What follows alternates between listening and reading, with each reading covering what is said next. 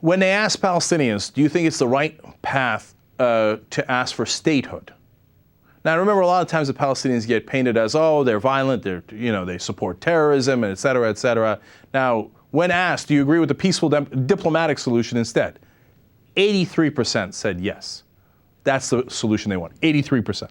But again, you might not be surprised. Do Palestinians agree that they want statehood? Yes. Okay, great. That's not that surprising. How about Israelis?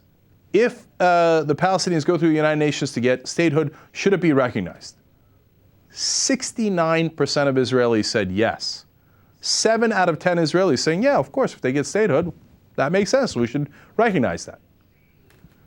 This is exactly the point I've been making all along. This is not a pro-Israel or anti-Israel position.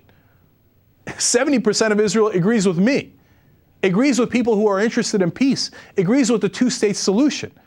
They say, yes, thank you, please, let's do it. There's no problem with it. The problem is we have our entire government, whether they're left-wing or right-wing in this country, in the United States, agreeing only with the massively right-wing government of Israel, who does not represent the people of Israel. Here's the poll. It's done by Hebrew University. There's no question about it. So what are we doing here? Why are we disagreeing with the Israeli people just so we can agree with their extremist right-wing government, especially if you're a progressive in this country?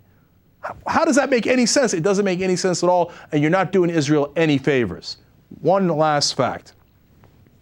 When they asked Palestinians, hey, how do you think you should reclaim the territory?